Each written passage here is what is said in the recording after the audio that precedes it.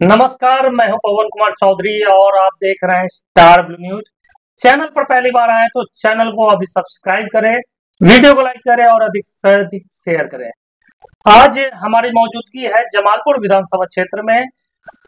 जमालपुर विधानसभा क्षेत्र को लेकर अब तक का इतिहास रहा है।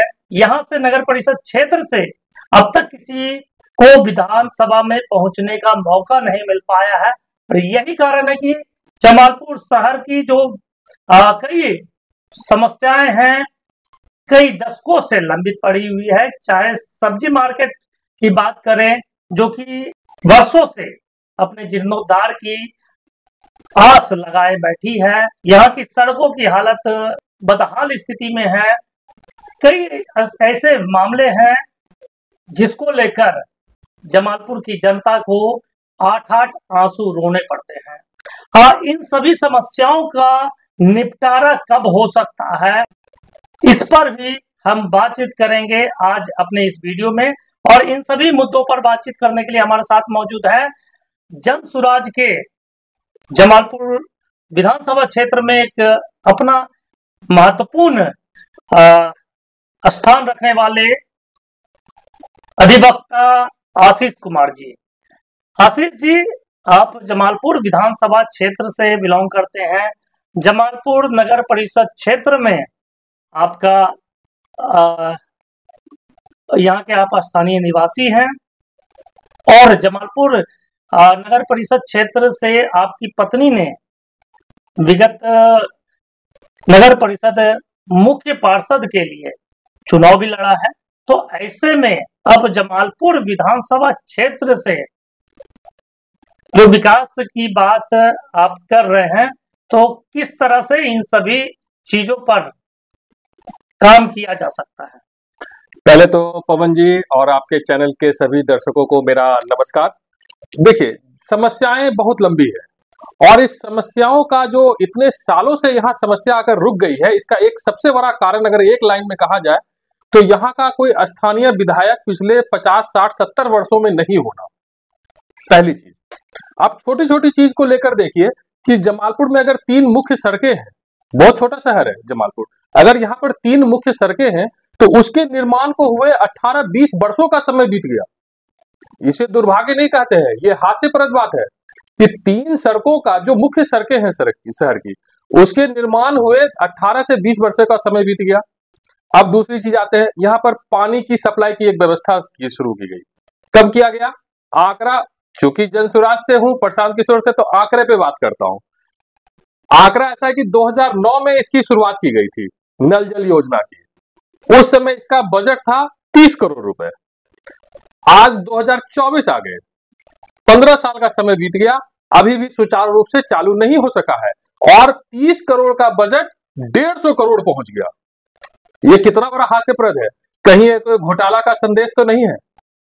अगर आप ध्यान से देखें, 30 करोड़ का बजट को अगर सरकार उसको 150 करोड़, 5 गुना, मतलब 2 गुना भी नहीं, कि समय के साथ थोड़ा कम धीरे हुआ या किसी तरह की समस्याएं आई तो 30 को 60 करोड़ कर देते। नहीं, सीधा 30 को 150 करोड़ का खर्च अनुमानित बजट में चला गया। ये खर्च, तो ये भार किस पर है? हम जनताओं पर। काम क्यों नहीं हुआ? क्योंकि किसी ने सक्रिय भूमिका नहीं निभाई, जनप्रतिनिधि ने। मैं बहुत पुरानी बात नहीं करूंगा, लेकिन पिछले 30 वर्षों का जो अनुभव है, जो मैंने देखा है इस शहर को, वो बयां करता हूं। 30 वर्षों में जिसने भी इस शहर पे राज किया है या बिहार पे ही राज किया है, उन्होंने इस शहर को और साथ में बिहार को डुबोने का कार्य किया है। छोटी छोटी समस्याएं, और उसका सिर्फ और सिर्फ एकमात्र कारण है कि स्थानीय विधायक नहीं होना या 2 परिवारों के बीच में लड़ाई में फंसकर जमालपुर वाले का फंस जाना। अभी पिछले दिनों की बात कीजिए, कार्यपालक पदाधिकारी ने कहा कि मैं जमालपुर का विकास कैसे करूं, क्योंकि 70% जमीन पर रेलवे है।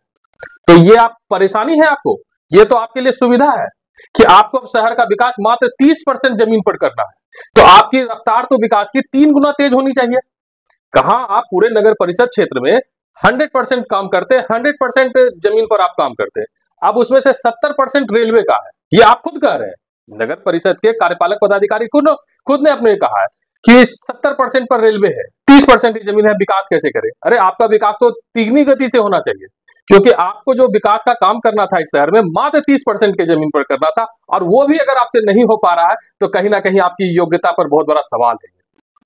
आशीष जी, जैसा कि आपने आरोप लगाया कि पिछले कुछ दशकों से जमालपुर विधानसभा क्षेत्र में कुछ विशेष परिवार का ही दबदबा रहा है।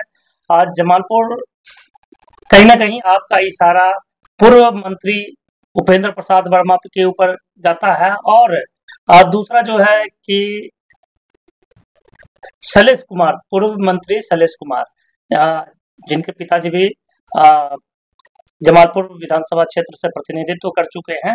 तो इन दो परिवारों का सबसे ज्यादा जमालपुर विधानसभा क्षेत्र पर उनका नक्षत्र राज रहा है। यहाँ से ज्यादा बार जीत कर जा चुके हैं, जनता का प्रतिनिधित्व कर चुके हैं। तो ऐसे में अब जमालपुर की जनता जो डिमांड कर रही है कि नहीं, स्थानीय स्तर के प्रतिनिधि का यहाँ से चुनकर सदन पहुंचना बहुत महत्वपूर्ण है, लेकिन जब यहाँ के स्थानीय लोग निर्दलीय भी चुनाव लड़ते हैं तो उनको मौका नहीं दे पाती है, जनता उसको चुनकर विधानसभा नहीं भेजती है। तो इसके पीछे की क्या वजह है? क्या उन निर्दलीय प्रत्याशियों में कोई ऐसा चेहरा नजर नहीं आता है जो जनता की समस्याओं पर खड़े उतरे, या उनको जो निर्दलीय प्रत्याशी के रूप में खड़े होते हैं उनको कोई ब्रांड नहीं मिल पाता है, कोई पार्टी उनको मौका नहीं दे पाती है, जिसके कारण जनता सिर्फ ब्रांड को चुनती है? यही कारण क्या लगता है? नहीं, ये तो पिछले दिनों इसको हम कहेंगे दुर्भाग्य कि दो परिवारों के बीच में लड़ाई रह के फंस के रह गई, जिनके पास एक लंबा समय था विकास की रेखा खींचने के लिए, एक लंबा, किन्हीं के पास 25 साल का समय, किन्हीं के पास 15 साल का। ये तो अगर उनके पास थोड़ी सी भी दूरदर्शिता और इच्छा शक्ति होती तो 25 साल अगर एक व्यक्ति प्रतिनिधित्व कर रहा है तो वहां विकास की बहुत लंबी रेखा खींची जा सकती थी। यदि कोई 15 वर्ष से अगर शहर पे राज कर रहा है एक छत्र लगातार, तो उसकी दृष्टिकोण से या उसकी रहती तो काफी लंबा विकास हो गया होता। ये था इस शहर का दुर्भाग्य। अब आते हैं हास्यप्रद वाली बात। चुनाव नजदीक आ रहा है, अगले साल आने वाले अगले 2025 में चुनाव होगा विधानसभा का। जमालपुर विधानसभा क्षेत्र से जो बाहर के लोग हैं, जो जमालपुर विधानसभा क्षेत्र में उनका आवास भी नहीं है, वो भी जमालपुर विधानसभा से चुनाव लड़ने के लिए अपनी दावेदारी ठोक रहे हैं। ये होता है हास्यप्रद बात इस शहर के लिए, इस शहर के जनता के लिए। बाहर के जितने लोग हैं, मैं नाम क्या गिनाऊं, आते आने के समय लोगों को नाम खुद स्वतः पता चल जाएगा, वो सारे दावेदारी अपने विधानसभा में ना देकर जमालपुर विधानसभा क्षेत्र में अपनी दावेदारी ठोक रहे। ये जमालपुर के लिए बहुत बड़ा दुर्भाग्य है अगर उसको स्वीकार करती है जमालपुर की जनता। मेरा सीधा सीधा बाहरी विधायक नहीं चलेगा अब जमालपुर में, एकमात्र कोई बाहरी विधायक जमालपुर का प्रतिनिधित्व नहीं कर सकता है। जमालपुर का प्रतिनिधित्व वही करेगा जो जमालपुर में जन्मा हो, जिसकी परवरिश इस शहर में हुई हो, जो इस शहर के भौगोलिक स्थिति से बखूबी वाकिफ हो। आप किसी भी शहर का विकास कैसे कर दीजिएगा अगर आपको उस क्षेत्र की भौगोलिक स्थिति की जानकारी नहीं है? मैं दावे के साथ कहता हूं आप उस क्षेत्र का विकास नहीं कर सकते। मोदी जी ने गुजरात का विकास किया, बिहार का नहीं किया। क्यों? बिहार की भौगोलिक स्थिति उनको जानकारी नहीं है। हाँ, गुजरात की उनको भौगोलिक स्थिति की जानकारी है, गुजरात चमक रहा है, लेकिन बिहार का दुर्भाग्य है कि उनको जानकारी। मोदी जी बहुत अच्छे प्रधानमंत्री होंगे या बहुत अच्छे राजनेता होंगे, लेकिन बिहार के लिए नहीं। पिछले 10 वर्षों में एक भी फैक्ट्री नहीं लगाया जाना, और इस बार भी बजट में सड़क नाली पुल बनाने से क्या होगा? क्या है रोजगार की व्यवस्था? 10 वर्षों के शासन में हमने इतने सांसद चुनकर दिए भाजपा को, केंद्र सरकार को, एक फैक्ट्री या बिहार के विकास पर अगर कभी एक बार भी बैठक की हो केंद्रीय मंत्री परिषद ने पिछले 10 वर्षों में, तो मुझे बताए। ये है दुर्भाग्य इस शहर का। मेरा सीधा जमालपुर का प्रतिनिधित्व कोई भी जमालपुर शहर का लोग हो, जमालपुर के जन्मे लोग हो, जमालपुर की भौगोलिक स्थिति उनको अच्छे से जानकारी हो, क्योंकि यहाँ विकास, क्योंकि सही बात है 70% भाग पर रेलवे है, हमें तो सिर्फ 30% पर विकास करना है। तो सोचिए हमारा काम कितना कम है, और उस पर तो हम तीसरी गति से काम कर सकते हैं। आपने बाहरी की बात की। उपेंद्र प्रसाद वर्मा जो पूर्व मंत्री थे, वो भी तो जमालपुर विधानसभा क्षेत्र के लोकल नेता ही थे। उसके बाद वर्तमान में जो विधायक है डॉक्टर अजय कुमार सिंह, वो भी तो जमालपुर विधानसभा क्षेत्र से बिलोंग करते हैं। तो बाहरी कहाँ है? तो बाहरी किसे कहते हैं आप? नहीं, वो भी जमालपुर विधानसभा क्षेत्र में ही आते हैं, लेकिन शहर में, जब हम इस शहर में रहेंगे ही नहीं तो आपको पता क्या होगा? जब मेरी गाड़ी, मैं घर से निकलूंगा और सड़क के गड्ढे में जब तक मेरी गाड़ी नहीं जाएगी, तब तक मुझे पता कहाँ है उस शहर में कि वहां पर गड्ढा है या नहीं। अब मुझसे लखीसराय के बारे में पूछिए, लखीसराय में मुझे क्या जानकारी है? हाँ, जाता हूँ, थोड़ी सी बहुत जानकारी है, लेकिन बहुत स्तर पर नहीं। मेरी इस तो यही कारण है ना, जो लोग इस शहर के नहीं है उनको पता ही नहीं है कि जमालपुर के सड़कें बनी कि नहीं बनी, और उसको बने 20 वर्ष का समय बीत गया। ये दुर्भाग्य है। स्थानीय विधायक क्यों नहीं? मेरा एक प्रश्न है, ठीक है आप बाहर से भी आप प्रतिनिधित्व कर रहे हैं, ठीक कर रहे हैं, लेकिन क्या 70 वर्षों में एक बार भी समय नहीं मिला? एक बार भी राजनीतिक दलों की मतलब इच्छा नहीं हुई कि कोई जमालपुर का प्रतिनिधित्व कर सके? क्योंकि ऐसा नहीं है कि हमारे यहाँ काबिल लोग नहीं है, काफी सुलझे हुए लोग हैं, और ये शहर भी बड़ा काफी पढ़ा लिखा, काफी शिक्षित शहर माना जाता है, सभ्यता के दृष्टिकोण से भी और शिक्षण व्यवस्था से भी।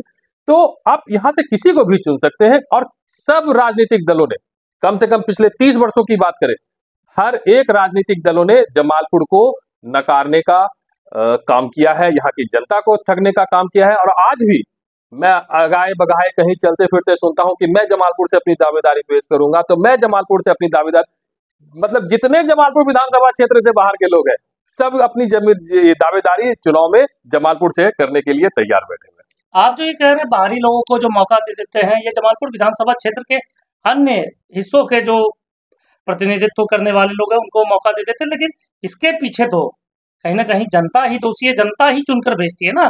तो वो नेता क्यों दोषी, नेता को दोषी कैसे मानते हैं? जनता इसके पीछे जिम्मेदार है ना। नहीं, जनता के पास विकल्प नहीं था, विकल्प की बहुत बड़ी निर्दलीय लोग तो खड़े होते हैं, उनको जनता नहीं चुनती है। लेकिन कहीं न कहीं अगर जात से ऊपर उठे तो पार्टी पर कहीं ना कहीं लोगों का ज्यादा ध्यान होता है, फोकस होता है। और तीसरा कोई विकल्प नहीं था, जो पिछले दिनों भी चुनाव में देखा गया कि लोगों के पास विकल्प नहीं था। उसका स्पष्ट, मैं जो कह रहा हूं ऐसे नहीं कह रहा हूं, अगर विकल्प नहीं था तो नोटा में 21,000 वोट किसने दिया? मैं भी चाहता था कि किसी नोटा में वोट डाल दूं, मुझे भी कोई प्रत्याशी पसंद नहीं, लेकिन फिर भी मेरा हिम्मत नहीं हुआ कि मैं नोटा में वोट डाल सकूं। लेकिन मैं उन सभी को, जिन्होंने भी 21,000 से ज्यादा मतदाताओं ने जो भी नोटा का वोट दबाया है, बटन दबाया है, उसको मैं बहुत क्या बोलूं, उसको बहुत हिम्मत बार मांगता हूं कि उसने अपने हिम्मत का परिचय देते हुए नोटा का बटन दबाया है। ये तीसरी विकल्प की तलाश में है, जितने लोग नोटा के वोटर हैं और जिनको प्रत्याशी, वो तीसरी विकल्प की बात। और मैं कहता हूं ये तीसरा नहीं, ये जो जनसुराज है ये तीसरा नहीं, ये आने वाले समय में यहाँ के लोगों का पहला विकल्प होगा। आप पहले विकल्प की बात करते हैं, प्रशांत किशोर की पार्टी जनसुराज को पहला विकल्प मानते हैं। क्या लगता है कि जनसुराज अगर पूरे बिहार में एक सम्मानजनक सीट पाती है तो बिहार के विकास में क्या क्या योगदान देने जा रही है? नहीं नहीं, बिल्कुल योगदान। देखिए, जैसे कि मेरा 3 मात्र संकल्प है, संकल्प तो बहुत सारे, 3 हमारे मुख्य संकल्प है। पहली चीज कि पिछले अगले 5 सालों में अगर हम चुनकर आते हैं सत्ता में, जनसुराज आती है, तो पिछले अगले 5 सालों में पढ़ाई, जो शिक्षा की व्यवस्था है, उसको सुदृढ़ करना है, बहुत मजबूती के तौर पर उसको लागू करना है कि बगैर शिक्षा के किसी का विकास नहीं हो सकता। शिक्षा का एकमात्र उद्देश्य सिर्फ नौकरी पाना नहीं है। अगर आप शिक्षित होते हैं तो वो अपने परिवार को लेकर, बहुत सारी चीजों, समाज को लेकर आप बहुत सारा काम कर सकते हैं। इसलिए पहला चीज है शिक्षा। शिक्षा की बात करते हैं, बिहार में नीतीश कुमार के सत्ता संभालने के बाद से कई प्राइवेट शिक्षा संस्थान खुले हैं, बड़े बड़े प्राइवेट कॉलेजेस खुले हैं, प्राइवेट यूनिवर्सिटीज आई हैं। तो शिक्षा में तो कहीं ना कहीं नीतीश कुमार काम कर रहे हैं। और पिछले दिनों आपने देखा होगा कि शिक्षा विभाग के जो एसीएस थे, के पाठक जी के आने के बाद से कई तरह से शिक्षा व्यवस्था को सुदृढ़ करने का प्रयास किया गया। तो कैसे कहते हैं कि शिक्षा में अभी भी कमियां हैं? शिक्षा में निश्चित तौर पर कमी है। अगर कमी नहीं है तो मुझे खुद बता दे उस स्कूल के टीचर, अध्यापक, कि उसके बच्चे कौन से स्कूल जाते हैं पढ़ने के लिए। जिस तरह से बीएसएनएल, एक समय था कि बीएसएनएल का सिम लेने के लिए लोगों को लाइन लगनी पड़ती थी। मैंने भी काफी प्रयास किया था, तब जाकर उस समय मुझे बीएसएनएल का सिम मिला था। बीएसएनएल को बर्बाद किया है यहाँ के सिस्टम ने, हमारी सरकार ने बर्बाद किया है। तब कोई प्राइवेट कंपनियां हम पे हावी हो गई या ये टेलीकॉम की इंडस्ट्री में आगे आ गई। उसी तरह से सरकारी शिक्षा व्यवस्था को ध्वस्त किया गया है कि प्राइवेट शिक्षण संस्थान, क्योंकि बिहार में आज कमाई का 2 ही साधन है, या तो आप हॉस्पिटल खोल लीजिए या शिक्षण संस्थान खोल लीजिए। कमाई भरपूर है बिहार में। इस चीज को लागू किया गया है, सरकारी शिक्षण संस्थान को बर्बाद करके प्राइवेट शिक्षण संस्थान का जो उठाया गया है, ये बहुत खतरनाक है। मैं 3 संकल्प की बात कर रहा था। एक तो हमारा शिक्षा पर व्यवस्था, दूसरी हम ये नहीं कह रहे हैं कि बिहार के सभी युवाओं को सरकारी नौकरी देंगे, ये संभव भी नहीं है। लेकिन हाँ, बिहार से आपको बाहर जाकर ना कमाना पड़े 10, 12, 15,000 की नौकरी की, 10 से 15,000 रुपए की नौकरी की व्यवस्था हर लोगों के लिए यहाँ करनी है। तीसरा चीज, युवा के बाद आते हैं जो वृद्धा लोग हैं, उनके साथ तो बिल्कुल मजाक ही हो रहा है। आपको भी पता होगा पवन जी, आप भी काफी पुराने हैं पत्रकारिता के क्षेत्र में। 400 रुपए, मात्र 400 रुपए वृद्धा पेंशन मिल रहा है लोगों को। ये मजाक नहीं है तो क्या है? 400 रुपए में क्या होगा उसका? आने जाने का खर्च नहीं मिलेगा, 1 केजी दूध का उसको पैसा नहीं निकलेगा, आधा केजी भी दूध नहीं पी सकेंगे उन 400 रुपए वृद्धा पेंशन से। मत दीजिए, इससे बेहतर अगर जनसुराज आती है तो हम वृद्धा लोगों के सम्मान में 2,000 रुपए मासिक वृद्धा पेंशन करने जा रहे हैं। आपने शिक्षा की बात की, स्वास्थ्य को भूल गए। नहीं नहीं, स्वास्थ्य को भी नहीं भूलना है, क्योंकि देखिए 3 ही चीज पर फोकस ही होना चाहिए किसी भी राजनीतिक दल का। उसकी कर्तव्य है, जनता के प्रति आपकी जवाबदेही है, शिक्षा, स्वास्थ्य, रोजगार। तो स्वास्थ्य अहम कड़ी है। और पिछले दिनों मैं तो स्वास्थ्य, जो भी स्वास्थ्य कर्मी है उनको मैंने बहुत करीब से देखा, या मैंने क्या, पूरे शहर के लोगों ने देखा, कोरोना के समय में बहुत आगे बढ़कर मतलब अपनी जिम्मेदारियों से बहुत आगे बढ़कर उन्होंने स्वास्थ्य के लिए काम किया है। लेकिन हाँ, थोड़ी बहुत व्यवस्थाएं, अब जैसे छोटी छोटी चीजें हैं, पता है समझ में नहीं आता। अब ये प्राथमिक स्वास्थ्य केंद्र का एक्सरे मशीन खराब है, अरे भैया बनने में कितना समय लगता है, आप ऑर्डर भी पास नहीं कर पा रहे हैं उसको ठीक कराने का। ये तो आपकी योग्यता पर बहुत बड़ा प्रश्न चिन्ह है कि अगर एक्सरे मशीन है, कोई भी मशीन है, खराबी आ सकती है कभी भी, लेकिन आपका उसको ठीक किए जाने का आदेश भी पारित नहीं करना, ये बहुत बड़ा दुर्भाग्य है। तो ऐसे कैसे चलेगी शिक्षा स्वास्थ्य व्यवस्था? अभी सदर हॉस्पिटल में एक अच्छा है, प्रधानमंत्री आयुष दवाखाना खुला है, जहां पर कम कीमत में लोगों को दवाई उपलब्ध होती है। मैंने देखा है कि जमालपुर से भी काफी लोग वहां जाकर दवाई खरीदते हैं। ये कुछ सराहनीय कार्य है, लेकिन अभी भी शिक्षा में निचले से नीचे स्तर पर काम करना मजबूती रूप से बहुत जरूरी है। अब बात जमालपुर विधानसभा क्षेत्र की फिर से करते हैं। तो जमालपुर विधानसभा क्षेत्र से यदि जनसुराज आपको मौका देती है तो क्या क्या बदलाव जमालपुर विधानसभा क्षेत्र में होंगे? देखिए, ये बहुत बड़ा बात नहीं है कि मुझे मौका देती है, जनसुराज का कोई ना कोई प्रतिनिधित्व करने के लिए यहाँ आएगा ही। जो भी आता है, बहुत सी मूलभूत सुविधाएं, इस शहर की सड़कें, गलियां जितनी थी आज से 50 साल पहले, आज भी उतनी है। जनसंख्या कहां से कहां पहुंच गई, जहां किसी समय खेती हुआ करती थी वहां भी धड़ल्ले से घर बनते जा रहे हैं।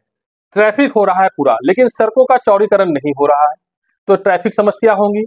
शहर में दुर्भाग्य, आपने पहले जिक्र किया था कि मेरी पत्नी भी यहाँ पर मुख्य पार्षद के पद पर चुनाव लड़ी, तो उसमें भी मेरा 13 बिंदु पर मैंने भी घोषणा पत्र जारी किया था। उसमें एक था कि शहर का चौड़ीकरण करना रोड, क्योंकि अगर जनसंख्या बढ़ रही है तो आपको सड़क का चौड़ीकरण करना ही पड़ेगा।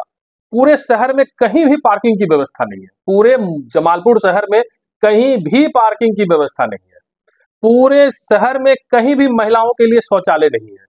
मतलब छोटी चीजें, जगह बहुत है, शौचालय तक नहीं बन पा रहा है। अरे आप बनाइएगा, कहीं ना कहीं आपकी ही वाहवाही होगी, लेकिन एक महिलाओं के लिए शौचालय नहीं बन पा रहा। अब मुंगेर रोड की बात करते हैं। आज या कल के पेपर में पढ़ रहा था कि पिछले दिनों मुंगेर में सड़क दुर्घटनाओं में लगभग 45 लोग मारे गए, जबकि ये बहुत बड़ा शहर नहीं है, बहुत बड़ा ट्रैफिक नहीं है, जहां पर 45 लोगों की मृत्यु हो गई, अकाल मृत्यु में चले गए। मैंने घोषणा पत्र में कहा था, जब इंसान को दुर्घटना में नुकसान ज्यादा तब पहुंचता है जब टक्कर आमने सामने की होती है। तो मैंने उस वक्त कहा था, जुबली रेल से मुंगेर तक सड़कों के किनारे काफी जमीन पड़ी हुई है सरकारी, रोड का चौड़ीकरण करके बीच में एक डिवाइडर डालना है। क्योंकि आप जान रहे हैं, आज जो टोटो चला रहा है वो भी बहुत काफी छोटे कम उम्र के बच्चे चला रहे हैं, कुछ हमसे भी गलतियां हो जाती है, मोटरसाइकिल चालक से, कुछ टोटो वाले से। तो उसको क्या करना है, गलतियां हो रही है तो अब उनको सुधारने के बाद एक व्यवस्था बनानी होगी मुझे। अगर मैं जमालपुर से मुंगेर तक ये वन वे बना दूं, बीच में डिवाइडर डाल दूं, और जहां जहां चौक है वहां पर खुला भी रहेगा क्रॉसिंग के लिए, अगर यहाँ से, क्योंकि जब तक आमने सामने की टक्कर नहीं होगी ज्यादा नुकसान लोगों को नहीं होगा। तो ये बहुत छोटी सी चीज है, और हमारे पास जमीन भी उपलब्ध है। ऐसा नहीं हमें जमीन लेने के लिए एक्वायर करना होगा, सड़क के किनारे जितनी सड़क है उससे 2 गुनी 3 गुनी जमीन हमारी पड़ी हुई है सरकारी भूमि। सड़क का चौड़ीकरण करके बीच में से यहाँ से वहां डिवाइड बना देना, डिवाइडर दे देना है मुंगेर तक, एक भी आमने सामने की टक्कर नहीं हो, किसी को कोई नुकसान महसूस नहीं होना। ये छोटी छोटी चीजें, पता ये करना कुछ नहीं है, आपको सिर्फ और सिर्फ आदेश पारित करना है, सिर्फ और सिर्फ इच्छा शक्ति की जरूरत है और कुछ भी नहीं। आज जमालपुर में लंबे समय से हमने कहा कि सब्जी मंडी का भी बहुत बड़ा मामला कई दशकों से लंबित पड़ा हुआ है। सब्जी मंडी कहा जाए तो बदहाल स्थिति में है। सड़कों के ऊपर तो आपने कहा, लेकिन सब्जी मंडी जो कि रोजगार के लिए सबसे महत्वपूर्ण साधन है, और जिस सब्जी मंडी के बदहाल स्थिति होने के कारण जो सब्जी विक्रेता है, फल विक्रेता है, उनको सड़क किनारे सब्जी बेचने के लिए मजबूर होना पड़ रहा है। जो फुटकर विक्रेता है उनको तकलीफ हो रही है। तो इसको लेकर जब नगर परिषद प्रशासन इस पर कदम नहीं उठा रहा है, एक विधायक अगर आप बनते हैं तो विधायक बनने के बाद क्या प्राथमिकता होगी, क्या सब्जी मंडी का विकास होगा? बस यहीं पे वो बातें आ जाती है कि बाहर का और अंदर के लोग। मैं जमालपुर में बचपन मेरा बीता है। यकीन मानिए, जब मैं छोटा था मैं अपने चाचा जी के साथ मार्केट जाया करता था, और वो जो सब्जी मंडी अंदर है उसमें से सब्जी खरीदा था, और उस समय वो गुलजार रहा करता था। बिल्कुल रौनक और चहल पहल हुई करती थी कि आपको अगर सब्जी लेना है तो आप सब्जी मंडी के अंदर चले जाइए, आपको हर तरह की सब्जियां वहां मिल जाएगी, छोटा सा कैंपस में मिल जाएगा। और उसको आपने इतना बदहाल कर दिया, मतलब जो चीज हम जमालपुर में कोई नहीं कह रहे कि विकास करना है, लेकिन जो चीज हमारे पास पहले से थी हम उनको भी नहीं बचा सके। ये दुर्भाग्य है, ये इच्छा शक्ति की कमी है। मैं नहीं कह रहा इस शहर में कुछ नया बना दीजिए, आप पार्क बना दीजिए, लेकिन जो चीज हमारे पास पूर्वजों ने हमें दी है उसे भी हम खा गए, नाश कर दिया हमने उसका भी। हमारे पास नगर परिषद हो या जो भी विधायक होते हैं, यहाँ के जनप्रतिनिधि होते हैं, उनके पास मुझे लगता है बजट की कमी नहीं है। अगर नगर परिषद की भी बात करें तो करोड़ों रुपए है। आपको सिर्फ एक पीडब्ल्यूडी के इंजीनियर को बुलाकर नक्शा पास कराकर उसको पास कर देना है, कल से निर्माण कार्य चालू हो जाएगा। और चालू होने से पता है, रोड पे जो लोग बैठते हैं, स्टेशन के किनारे हो, बराड़ चौक हो, पूरा शहर जाम पड़ा हुआ है।